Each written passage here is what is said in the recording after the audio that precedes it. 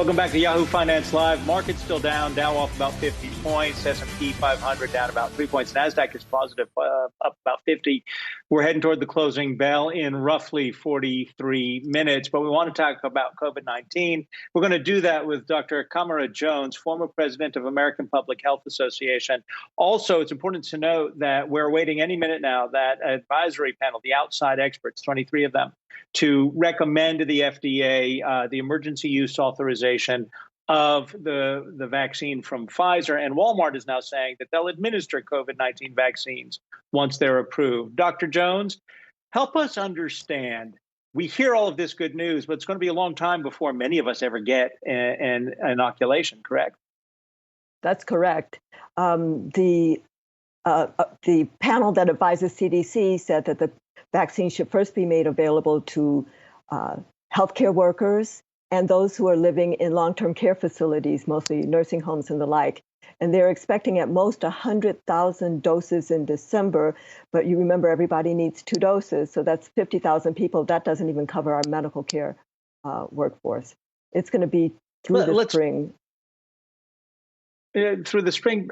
Let's talk about this, because we're also seeing disproportionate numbers of people impacted by COVID-19 and dying from COVID-19 in neighborhoods and communities of color. And has anything been done to alleviate the suffering that we see around us? Well, so your question makes me want to let everybody know we are never going to vaccine our way out of this pandemic. What we have to do is fully implement the public health strategies that we have not in this administration implemented at all. On the individual level, of course, there's the mask wearing, washing your hands, keeping your physical distance, all of that. But the government needs to make it feasible for most of us to safely shelter in place, especially right now with the virus raging like a forest fire. So we need income supports, maybe a basic, a universal basic income, or at least what was called before a stimulus check, which is really a safety check. We need to make it safer for people to stay in homes with an eviction moratorium. And when people do have to go to work, not for the profit of others, but when they really are essential in the health workforce or transportation or food production, then we need to fully protect them with PPE and workplace safety standards and all of the like. So what we need to do is understand the vaccine is hopeful, but that is not the solution to this problem right now. We have a public health crisis that we need to treat with public health strategies. When you hear news like Walmart announcing that they will administer the vaccine, I'm not up to speed on will we have to pay for the vaccine, whether it's Walmart or CVS. But what do we know about this, and what do you think of them doing that? So some of the most of what I've heard is that people are going to try to make the vaccine free, but I'm not sure where that's written. But my assumption has been that the vaccine would be made available free of charge to people. And I would imagine you welcome pharmacies like Walmart or stores like Walmart and eventually CVS, Walgreens administering these. They already do the flu shots, right?